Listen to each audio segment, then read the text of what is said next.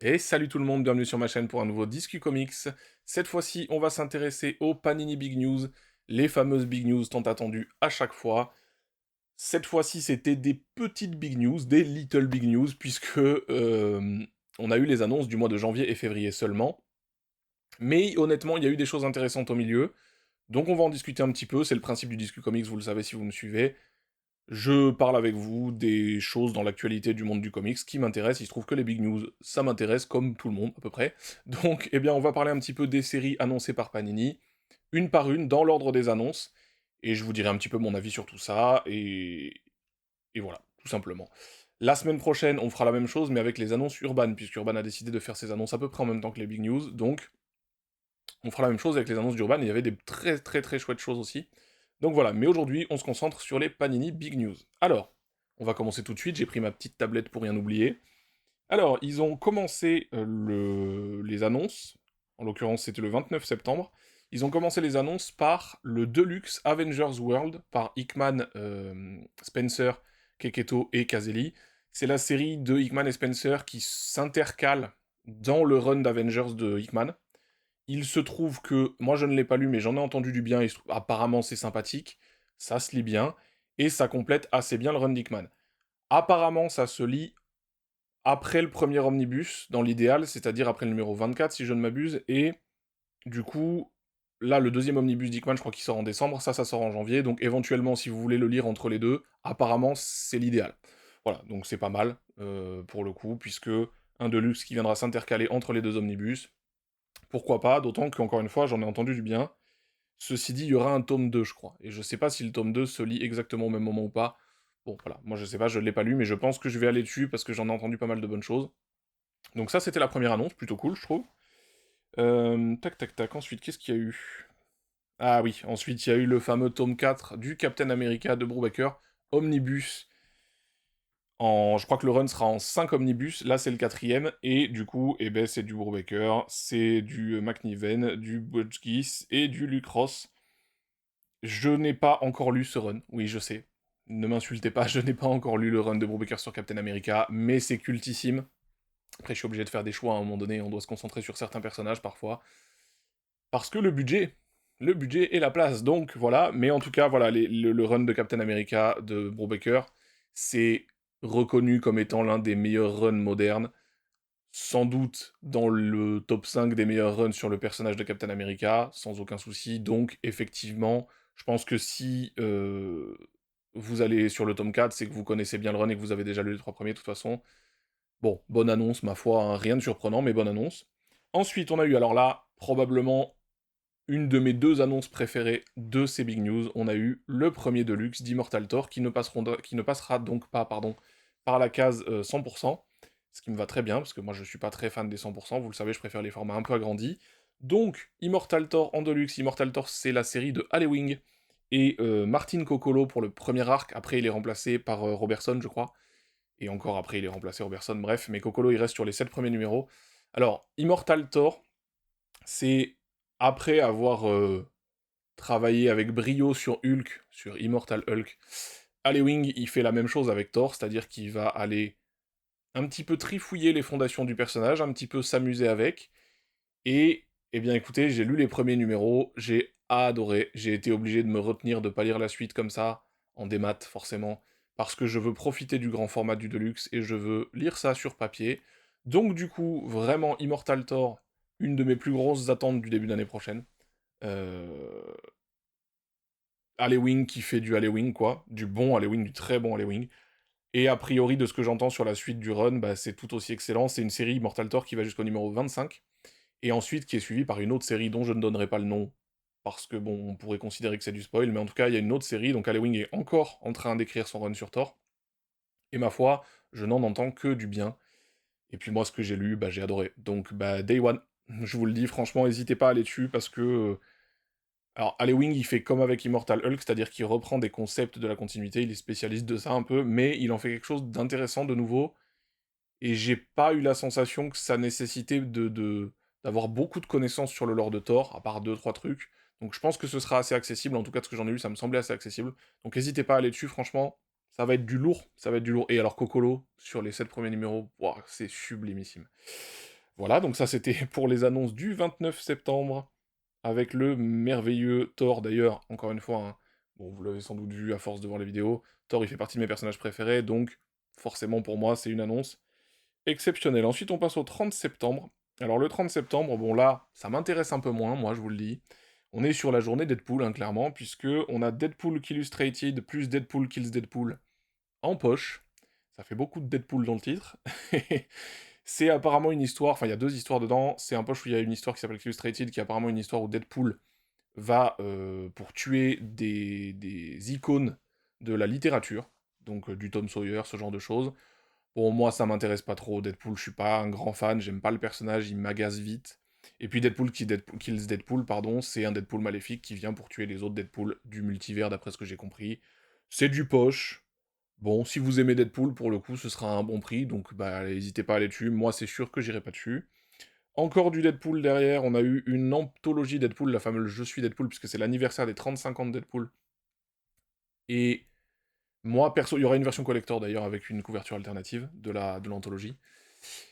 Moi, les anthologies, je suis pas très fan, qui plus est sur Deadpool, comme vous l'avez compris. Les anthologies, c'est vraiment pas un truc que je vous conseille spécialement, parce que c'est vraiment des numéros considérés comme importants et cultes, mais qui sont mis les uns à la suite des autres. Et c'est pas forcément une expérience de lecture que je recommande énormément. Alors je suis pas la cible évidemment, la cible des anthologies, pardon, ce sont les gens qui lisent moins, qui ont peu lu sur le personnage, mais voilà, moi je suis pas très fan de l'expérience de lecture des anthologies et je la conseillerais pas forcément. C'est mon avis. Ce n'est évidemment que tout ça n'est évidemment que du subjectif. Vous l'aurez compris. Ensuite, le 30 septembre, on a aussi eu encore un truc qui m'intéresse pas des masses, Miles Morales, Deadpool. Bon, c'est du 100% Marvel. C'est Cody Ziglar, Andrea Di Vito. Je connais pas la série et honnêtement, je ne la connaîtrai pas. Donc bon, voilà, je suis désolé pour les fans de Deadpool. Mais ici, vous aurez pas d'alliés. Non, voilà, j'aime pas trop Deadpool, donc voilà. Il se trouve que je peux pas vous aider trop sur ces séries-là. Ensuite, on passe au 1er octobre. Le 1er octobre, il y a eu une annonce très très attendue, il y a beaucoup de gens qui sont très contents. C'est le tome 3 de l'omnibus de Rome. Rome, vous le savez, c'est du Bill Mantlo. Là, il y a du Sal Buscema et du Steve Ditko. Il paraît que c'est pas le meilleur Steve Ditko du monde, mais il y a du Steve Ditko. Et Rome, tome 3, eh ben, c'est quasiment que de l'inédit, je crois. C'est quasiment que de l'inédit. Les fans de Rome étaient déjà ravis quand les premiers tomes sont arrivés de l'omnibus.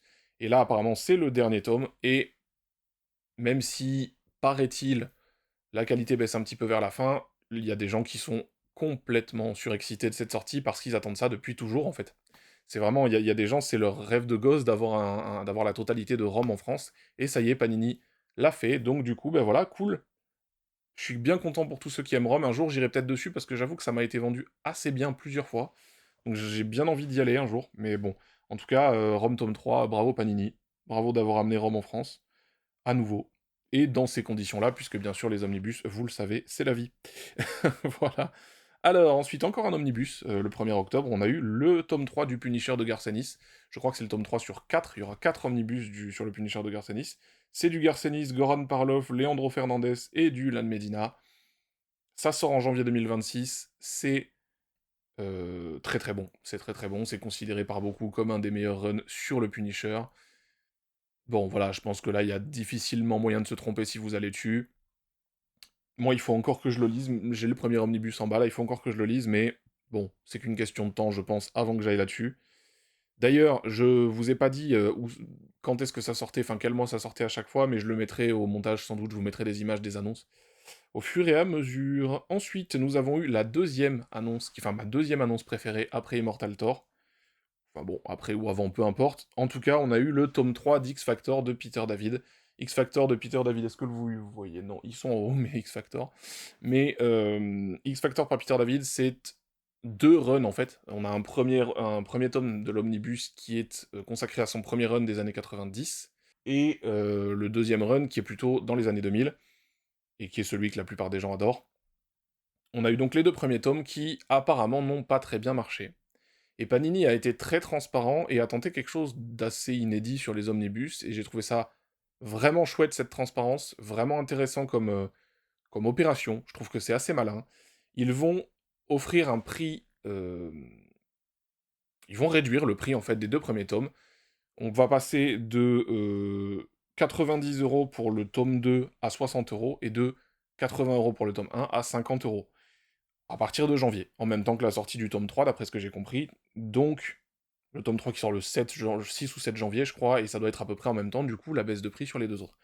Alors, moi, X Factor de Peter David, le premier tome, il y a des gens qui disent que c'est moins bien, moi j'ai adoré aussi, mais effectivement, le gros du run de Peter David sur X Factor, enfin le gros du passage de Peter David sur X Factor, c'est effectivement son run, son deuxième run, qui commence au tome 2. Je vous engage, je vous conseille vraiment très très fort à, à aller sur les deux premiers tomes, surtout à ces prix-là, pour 110 €, vous avez les deux tomes. Ça vaut vraiment le coup, c'est très très bon. C'est du mutant, mais un petit peu différent. C'est notamment du mutant avec un côté enquête, un côté... bah, je veux pas en dire trop, mais il y a un côté thriller. Voilà, c'est vraiment très très bien. euh, X Factor, donc vraiment profitez de cette offre. D'autant plus que Panini a été très transparent. Encore une fois, les deux premiers ne se sont pas très bien vendus. Donc ils font cette offre pour aider à redémarrer un petit peu le truc, à vider forcément le tirage, et ils essayent de faire ça pour permettre la sortie du quatrième tome, parce que ce sera en 4 tomes. Et vraiment, vraiment, j'espère que ça va arriver, parce que ce run mérite d'aller au bout, qui plus est en omnibus, avec ce grand format, et tout ça. Enfin bref, X Factor, c'est génial. Vraiment, X Factor par Peter David, c'est génial. Il y a d'autres runs qui sont excellents dans X Factor, mais vraiment celui de Peter David est génial. Donc n'hésitez pas à aller dessus, profitez de cette offre, et soutenez du coup cette série si vous en avez envie, parce que ça le mérite. Voilà, donc ça, c'était pour X Factor. Vraiment, super annonce. Bravo Panini pour cette transparence et pour cette offre. Très bonne idée, très très bonne idée. On passe au 2 octobre avec une annonce qui a fait plaisir à pas mal de monde, étonnamment. Moi, je connaissais pas vraiment, je dois dire. Devil Dinosaur de Jack Kirby en Marvel intégrale. Alors, a priori, c'est en un seul tome, puisque c'est une série courte qui a été créée dans les années 70, et c'est l'histoire de Devil Dinosaur, une espèce de dinosaure rouge, et de son ami, un singe. Et visiblement, ça a fait plaisir à beaucoup de monde. Alors moi, je vous le cache pas, je ne connais pas. Je suis renseigné un petit peu, a priori, ça a été créé en réponse à Kamandi de chez DC, de Jack Kirby aussi d'ailleurs. Enfin, à une adaptation animée de Kamandi. Et je dois dire que ça m'intrigue un peu, je pense pas que j'irai, mais je suis content pour ceux qui le veulent, d'autant plus que on ne peut qu'applaudir Panini de nous sortir autant de patrimonial. Il faut quand même être honnête, chez Panini, on a des trucs... Alors évidemment, encore une fois, l'historique de Marvel en France est différent de celui de la concurrence, donc forcément voilà. Mais c'est cool de voir que Panini nous sort beaucoup de patrimonial, y compris des choses qu'on ne s'attend pas forcément à voir. Dans les intégrales, il y a quasiment tout maintenant, c'est impressionnant. Donc on s'en parlait du tombeau de Dracula en omnibus, etc. etc. Rome, les Micronauts, tout ça c'est vachement cool. Donc bravo Panini pour ça. Donc Devil Dinosaur, janvier 2026. Bah écoutez, du Jack Kirby, de toute façon ça peut pas être vraiment mauvais, hein. Donc bien content pour les fans. Ensuite, même chose, le même jour, on a eu l'annonce d'un Marvel Poche. Marvel Poche de Daredevil par Joe Quesada. Donc vous le savez, on a eu tout le Daredevil de Quesada dans l'omnibus Marvel Knights. Ici, c'est la partie avec Kevin Smith et David Mack. Donc c'est Quesada qui dessine la majorité, et c'est Kevin Smith qui écrit le premier arc. C'est le numéro 0 à 15, je crois. Et David Mack qui écrit le second.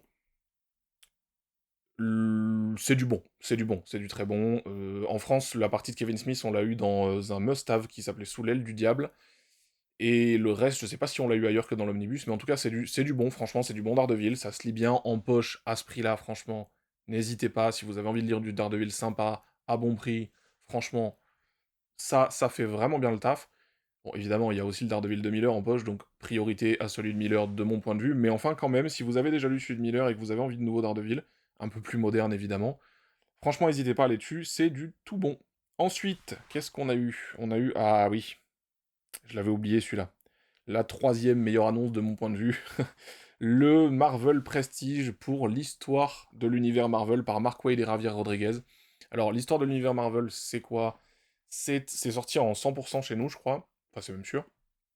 Et en fait, c'est une espèce de fresque historique. C'est Wade qui a décidé qu'il allait raconter de manière à peu près exhaustive l'histoire de l'univers Marvel en un seul bouquin. Avec pas mal d'éléments très intéressants, notamment sur Galactus, Franklin, tout ça, j'en dis pas plus, mais c'est vachement bien, c'est très très beau, ça méritait une édition Prestige, donc je suis ravi, je vais aller dessus directement. Ça sort en janvier, et franchement, ça, n'hésitez pas. Pour ceux qui connaissent pas, le format Prestige chez Panini, c'est ça, c'est le format avec le dos toilé. Moi, j'aime beaucoup ce format-là, et je trouve que, encore une fois, l'histoire de l'univers Marvel par Mark Waid, ça méritait vraiment, vraiment, vraiment ce format très agrandi. Donc bravo, belle annonce encore une fois. Ça sort en janvier, et ça, c'est Day One pour moi. Ensuite, qu'est-ce qu'on a eu? On a eu, alors là, on entre dans une... Enfin, je ne connais pas cette série. On a eu le Marvel Deluxe de Doctor Strange and the Sorcerer Supreme. C'est Robbie Thompson et Javier Rodriguez. Décidément, Javier Rodriguez est en forme ce jour-là. Ce jour d'annonce, j'entends. Robbie Thompson, son run sur Doctor Strange, je ne le connais pas. Je ne sais même pas si ça se situe après celui de Jed MacKay. Je ne sais pas du tout quand est-ce qu'il est sorti. Et je peux pas vous en dire plus, si ce n'est que c'est en Marvel Deluxe. Et que donc ça sort en février 2026. Bon, bah les fans de Strange, d'ailleurs, n'hésitez pas dans les commentaires à me dire si vous connaissez cette série et si ça vaut le coup. Parce que j'ai très peu lu de Strange, moi, et je dois dire que je suis assez curieux. Je sais que aller sur la mort de Doctor Strange et tout ça, c'était pas une mauvaise idée apparemment, donc j'irai peut-être d'ailleurs. Mais ouais, dites-moi si ça c'est bien, je sais pas du tout, je connais pas. Ensuite, dans la même journée, on a eu une très bonne annonce encore, on a eu le Black Widow de Kelly Thompson et Elena Casagrande. J'en ai entendu énormément de bien de ça aussi. Je pense que j'irai dessus, c'est un Deluxe.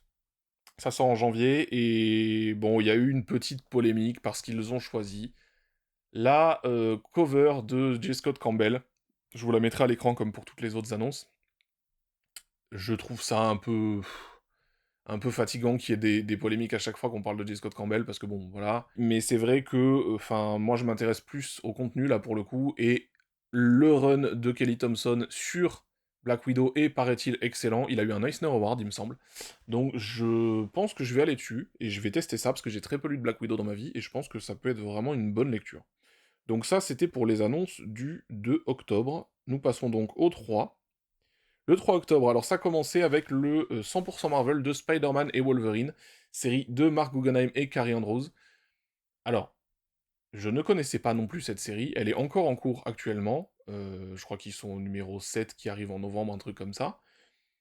Et du coup, je me suis un petit peu renseigné, ça a l'air sympa. Ça a l'air sympa, moi j'aime bien les dessins de Carrie Andrews quand il est en forme.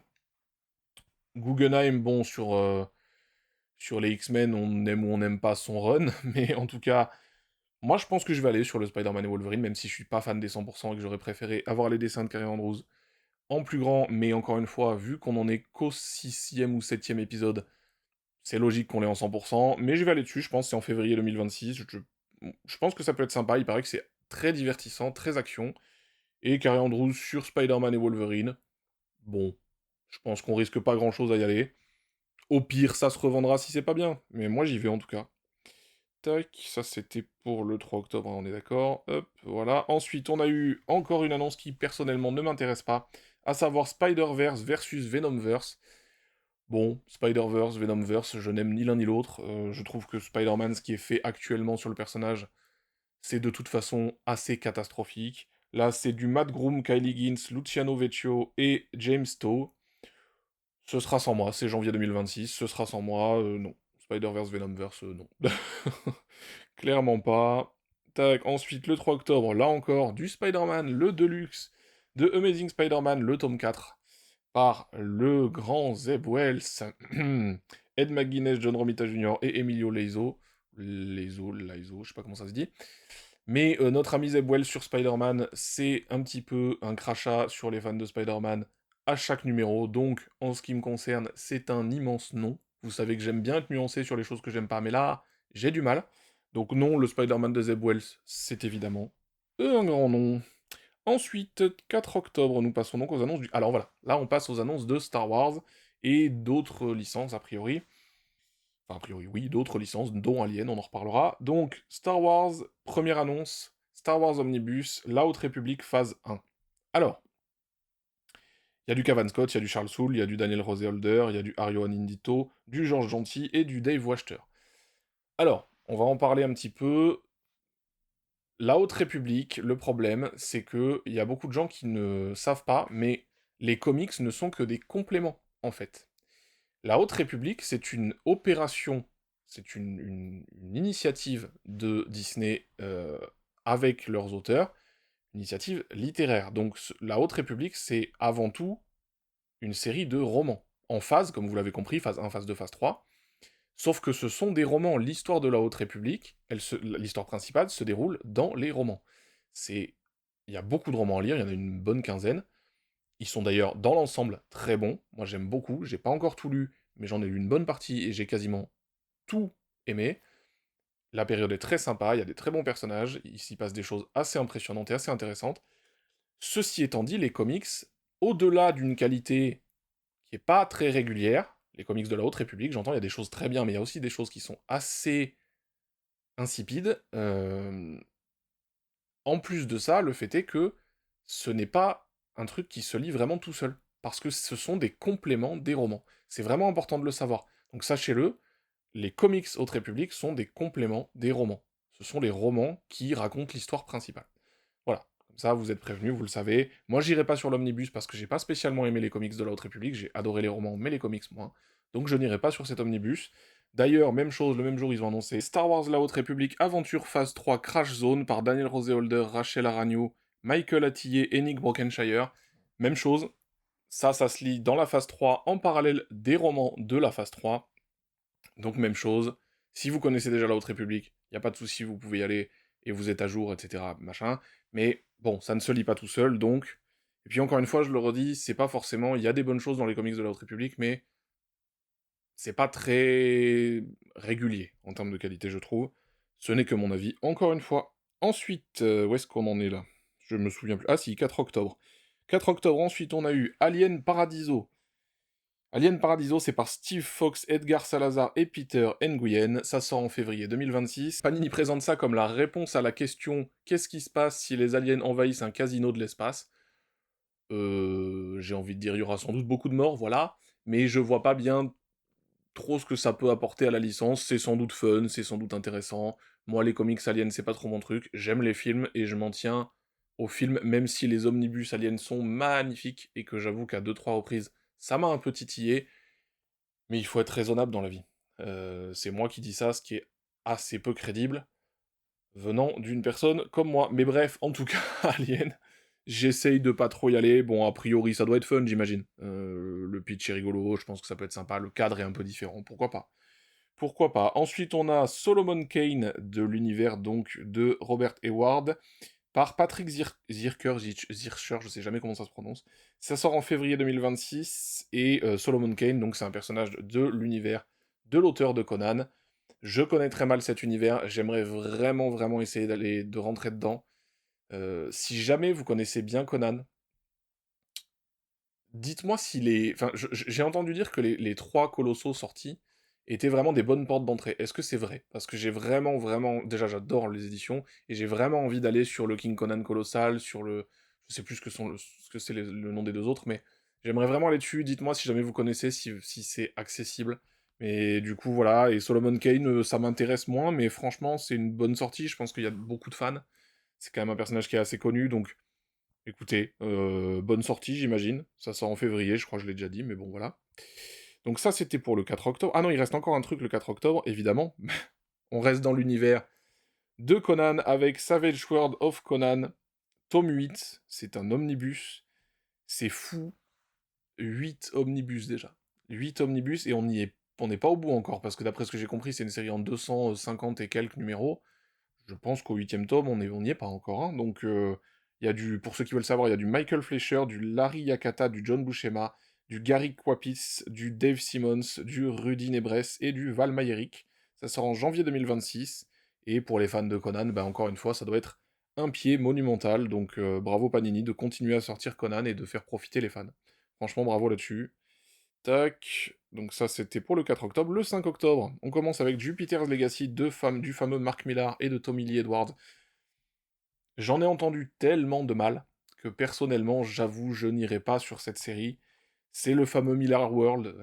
Millar World. Moi, je suis pas un détracteur de Mark Millar. Il y a des choses que j'ai beaucoup aimées chez Mark Millar, dans ses passages chez Marvel notamment, mais j'avoue que, ouais, non, le Jupiter's Legacy, vu ce que j'en ai entendu, ce sera sans moi, ça sort en février 2026. Si vous aimez le Miller World, eh ben, écoutez, vous avez donc la conclusion, puisque c'est le dernier tome, je crois. Donc, bah, écoutez, hein, chacun décidera s'il y va ou non, mais en tout cas, j'imagine que ça doit avoir des fans, donc c'est cool qu'il y ait le dernier tome, quoi. Ensuite, on a un truc, là aussi, c'est un peu curieux, on a Cyberpunk 2077, l'intégrale, tome 1. Ça va contenir Trauma Team, Tu as ma parole et Blackout, qui sont donc 3 histoires qui sont sorties dans des tomes séparés. Et moi j'aime beaucoup Cyberpunk 2077, j'aime beaucoup l'univers, j'ai adoré le jeu, mais je n'irai pas sur cette intégrale, parce que j'ai pas envie. Voilà, tout simplement. Pour les auteurs, on a du Bartosz Tibor, du Cullen Bunn, pardon, du Miguel Valderrama, du Jesus Hervas et du Roberto Ricci. Donc, bah voilà, écoutez, vous, vous irez peut-être dessus, vous me direz, parce que je sais qu'il y a du bon dans les comics Cyberpunk 2077, je le sais, mais pour l'instant, je suis pas encore allé dessus. Donc on verra si j'y vais un jour. En tout cas, j'irai pas sur l'intégrale, mais on verra. Donc ça, c'était pour le 5 octobre. C'était une petite journée, il me semble. J'ai rien oublié, hein, je crois. Donc c'était une petite journée. Ensuite, on passe au 6 octobre. 6 octobre, tac, tac, tac. 6 octobre, on est... Ah oui, là, une belle série de Marvel Poche. Belle série de Marvel Poche, avec, pour commencer, X-Men l'ère d'Apocalypse, tome 1 sur 3. Ils vont le faire en 3 tomes. Ça sort en février 2026. Et X-Men l'ère d'Apocalypse, évidemment, c'est cet immense événement dans le monde des mutants, avec une espèce de monde alternatif. J'en dirai pas plus, avec des versions des personnages qui sont un petit peu différentes. C'est un petit peu... Je vais schématiser très très fort, mais c'est un petit peu du Flashpoint des mutants, quoi. C'est un peu différent de ça, mais vous m'avez compris. Et donc c'est cool parce qu'ils sortent en poche. Moi, je vous le dis honnêtement, la collection poche, je trouve qu'elle est incroyable. C'est-à-dire que là, les choix qui sont faits, bon, évidemment, ça a été inspiré par les Urban Nomades, qui était aussi une très bonne idée à l'époque, qui était une très bonne idée à l'époque, et c'est toujours une très bonne idée, et j'aime bien les Marvel Poche parce qu'ils sont un petit poil plus grands, et que les choix d'édition sont incroyables. C'est-à-dire que là, il commence à y avoir un nombre de récits incroyables dans les Marvel Poche, quoi, c'est fou. C'est vraiment... on peut se faire une collection fabuleuse pour un petit prix. Franchement, bravo, encore une fois, vraiment les poches, tout comme les nomades d'ailleurs. D'ailleurs, je suis très content qu'Urban ait annoncé la poursuite des nomades 2 par mois l'année prochaine. Je spoil un peu la vidéo de la semaine prochaine, mais très bien, très très bien. C'est vraiment des bonnes éditions. Je trouve que pour le coup, c'est des vraies bonnes portes d'entrée. Pour les nouveaux lecteurs, c'est pas très cher. Et globalement, la qualité est bonne, quoi. Donc bravo. Donc bah, l'ère d'Apocalypse, c'est pas moi qui vais vous dire de pas aller dessus. Si vous l'avez jamais lu, n'hésitez pas. C'est très très bon. Ce sera donc en 3 tomes. Hop. Ensuite, le même jour, on a eu l'annonce de Civil War 2 en poche aussi. Alors, Civil War 2, ça sort en janvier 2026, c'est du Brian Michael Bendis et du David Marquez. Ça a un peu divisé, Civil War 2. Moi, je l'ai toujours pas lu, j'irai peut-être du coup sur le poche pour le tester. Je sais ce qui s'est passé dedans, on me l'a raconté, puisque de toute façon, c'est la porte d'entrée... Enfin, ça a eu des conséquences, donc pour lire certaines choses, il a fallu que je le sache ce qui s'était passé dedans, pardon. Et je vais quand même aller dessus un de ces quatre parce que, même si ça a divisé, je suis curieux. J'ai entendu des gens dire que c'était quand même assez divertissant. Et après tout, pourquoi pas au prix d'un poche c'est cool que ça soit dans cette collection encore une fois. Et puis, enfin, Secret Invasion, même jour annoncé aussi en poche. En janvier 2026 aussi, c'est du Brian Michael Bendis encore, et du Lenny Francis Yu en majorité. Secret Invasion, event important qui mène à la période Dark Reign derrière. Donc ça a effectivement eu des conséquences. Moi, j'avais été un petit peu déçu à l'époque où je l'avais lu parce que je n'ai rien lu autour. Je n'ai lu que l'event et je sais que, en fait, bah, dans l'event, quand on lit juste l'event comme je l'ai fait, ça fait un peu l'effet d'un pétard mouillé, quoi. C'est-à-dire qu'on a l'impression qu'il s'est finalement rien passé de majeur. Je trouve ça un peu faible. Je sais qu'il vaut mieux lire les séries qu'il y a autour, parce que c'est là qu'il se passe la plupart des choses intéressantes en fait, les tie et tout ça. J'aurais bien aimé un omnibus Secret Invasion éventuellement avec ces tie là, parce que je me vois pas aller piocher par-ci par-là, machin. J'ai un peu la flemme, d'autant plus que j'avais vraiment pas aimé la première fois, donc je vais pas me forcer à faire ça. Mais si un jour il y a un omnibus, pourquoi pas, j'irai peut-être dessus. En tout cas, c'est cool que ça existe en Marvel Poche, parce qu'encore une fois, c'est des morceaux d'histoire de Marvel qui sont accessibles à tout petit prix. Donc moi je maintiens vraiment brave, enfin super la collection poche quoi. Vraiment, j'ai rien à dire de négatif sur la collection poche. Et le 6 octobre, on a eu les deux dernières annonces de la journée, à savoir le fameux Impérial de Jonathan Hickman. On a du Victor Laval, Iban Coelho, Federico Vincentini et Francesco Mortarino.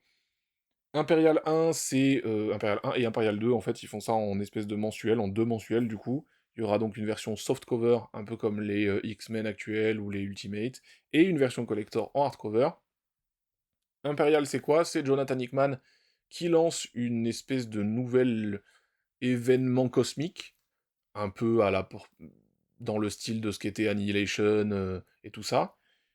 Et bah, je vais aller dessus, je pense, moi, parce que j'ai bien envie de lire ce que Hickman a fait. Moi, honnêtement, Hickman, j'aime beaucoup. C'est-à-dire que j'ai beaucoup aimé ce qu'il a fait sur les Fantastic Four, j'ai beaucoup aimé ce qu'il a fait sur les Avengers, j'ai adoré son Secret Wars, j'ai aimé ce qu'il a fait sur Krakoa jusqu'à ce qu'il se barre, mais j'ai aimé ce qu'il a fait sur Krakoa. J'aime plutôt bien ce qu'il est en train de faire sur Ultimate, même si j'attends de voir où ça va, puisque ça se finit bientôt, enfin bientôt, en début d'année prochaine, ou dans l'année prochaine en tout cas.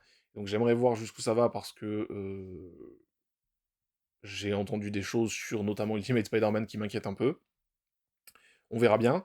En tout cas, Impérial, je vais y aller. Donc c'est en 2 tomes, a priori. Ça va bien se lire, je pense. Du cosmique, du Hickman. On sait que Hickman, quand il est en forme, il peut quand même envoyer du lourd sur l'utilisation de certains personnages et de l'univers Marvel. Donc moi, j'y vais. Et c'est en janvier 2026. Donc ouais, moi je louperai pas. Enfin, janvier 2026 pour le premier et février 2026 pour le deuxième apparemment. Voilà, et donc on passe au dernier jour, enfin l'avant-dernier jour, parce que on parlera du dernier truc après. Le dernier jour des vrais big news, on a eu le premier deluxe du run de Jed McKay sur Moon Knight. Jed McKay, Alessandro Cappuccio et Federico Sabatini. Moon Knight de Jed McKay, j'en ai entendu énormément de bien. C'était sorti en 100% avant, donc c'est cool, ça me permettra de le découvrir en grand format si jamais j'y vais. Mais en tout cas, bonne sortie. Bonne sortie, moi je peux pas vous en dire beaucoup plus dessus, mais bonne sortie. Et puis a priori, encore une fois, c'est un très bon run. Donc il risque pas grand chose à sortir ça. Et puis bah, la dernière vraie annonce, c'était donc le Fantastic Four Fanfare. Fantastic Four Fanfare, c'est quoi? C'est sorti plus ou moins dans la période du film l'année dernière. Non, pas l'année dernière, cette année en l'occurrence, c'est sorti dans la période du film. Et ce sont plein de grands auteurs. Il y a vraiment une grosse liste assez incroyable. Je vous mettrai quelques noms au montage. Beaucoup de gros noms qui vont donc, sur 4 numéros, écrire plein de petites histoires sur les Fantastic Four, et finalement rendre hommage au FF pour la sortie du film. C'était histoire de faire un petit événement, de créer un petit événement. Panini, je crois, si j'ai bien compris, qu'ils vont le sortir dans la collection qui est la même que celle qui édite enfin, celle dans laquelle ils éditent les Black, White and Red, notamment Vador, euh, Wolverine, tout ça. Je crois qu'il y a eu un Wolverine, oui. Et notamment aussi les Grand Design, les fameux Grand Design de Ed Piscor à l'époque, X-Men et Fantastic Four aussi, qui n'est pas de Ed Piscor, mais enfin bref, ils avaient fait cette édition-là pour les Grand Design. Je suis pas un immense fan de cette édition, parce que même si le format est très agrandi et que c'est cool pour les planches, bon déjà c'est du soft et vous savez que c'est moins mon truc, mais surtout, bah ça rentre nulle part, le format il est compliqué, je suis pas hyper fan. Il y a des gens qui aiment beaucoup cette édition, c'est un peu comme les Trésuries, bah d'ailleurs ils ont écrit Trésurie édition je crois dessus, bref. Mais il y a des gens qui aiment beaucoup. Moi, j'avoue que j'aurais préféré le Fantastic Four Fanfare en prestige, par exemple. Je sais pas. Mais bon, bah, j'irai sans doute dessus quand même parce que j'adore les Fantastic Four. Et puis parce que j'ai bien envie de découvrir toutes ces petites histoires avec tous ces grands auteurs, quoi. Donc ouais, Fantastic Four Fanfare, on va y aller. C'était donc la dernière annonce. Alors après, ils ont annoncé, je vous mettrai, ils ont fait le dernier jour. Je vais poser ma tablette. Hop.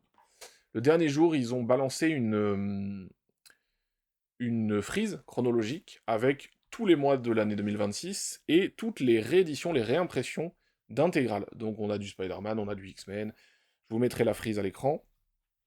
C'est assez cool d'annoncer ça comme ça, je trouve, parce qu'on a vraiment une vision nette, claire et nette de toute l'année sur les réimpressions. Moi je suis très content parce qu'ils vont réimprimer les X-Men de 91-92 qui me manquent, et bah, j'adore cette période en plus, moi personnellement, donc je suis bien content, puisque je vais pouvoir compléter le run de Claremont, et puis continuer, à compléter en fait ma collection d'intégrales X-Men de toute façon.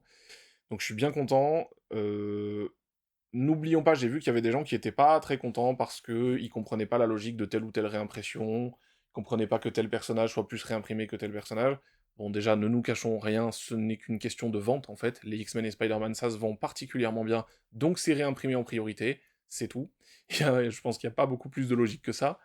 Ceci étant dit, rappelons-nous quand même si évidemment c'est frustrant de ne pas avoir de réimpression par exemple sur Thor ou autre, j'en suis tout à fait conscient, et je vous rejoins tous là-dessus, mais rappelons-nous quand même que Panini, il y a quelque temps, ne réimprimait rien du tout. Donc c'est déjà bien, compte tenu de la difficulté pour certains éditeurs à réimprimer certains titres, compte tenu de la gestion des stocks, puisqu'on sait qu'avoir un stock, ça coûte de l'argent, et réimprimer, c'est pas si simple dans le marché d'aujourd'hui, donc compte tenu de tout ça, et compte tenu du fait que Panini ne réimprimait pas avant, franchement, je suis bien content, et c'est pas pour minimiser la frustration des gens, bien sûr que non, moi aussi je suis frustré sur certaines intégrales qui sont pas réimprimées, il n'y a pas de souci. Mais je dis juste que, compte tenu de tout ça, franchement, moi je m'estime déjà chanceux qu'ils réimpriment autant, parce qu'ils en réimpriment 1 à 2 par mois, pendant toute l'année 2026. C'est pas mal, c'est quand même pas mal. Bon, après, encore une fois, moi je suis chanceux, ça tombe sur celle qui me manque, je sais bien. Mais en tout cas, c'est cool, parce que il y a des réimpressions, les intégrales, c'est quand même une super édition, et ben avec cette frise chronologique, c'est vachement clair, quoi. Donc bien joué, là encore, belle façon d'annoncer le truc. Voilà, je crois qu'on a fait le tour, je pense que j'ai rien oublié, la vidéo va être un peu longue, désolé. Merci à vous de m'avoir suivi aujourd'hui, j'espère que vous aurez passé un bon moment avec moi, si c'est le cas, n'hésitez pas à mettre un petit pouce bleu, à vous abonner si c'est pas déjà fait, à commenter, je lis et je réponds aux commentaires. La semaine prochaine, on va parler de la même chose, des annonces de Urban, alors je trouve qu'il y a eu plein de bonnes nouvelles aussi, pour le coup, notamment au niveau des paperbacks, des nomades, tout ça, assez content de ce qui a été annoncé par Urban, il y a vraiment des choses super, donc on va en parler la semaine prochaine, et puis voilà, pas grand chose de plus, non, voilà. De grosso modo, voilà, la semaine prochaine pour Urban Comics, donc du coup les annonces, qui étaient bien sympas. Et puis, ben voilà, merci encore de m'avoir suivi, et à la semaine prochaine.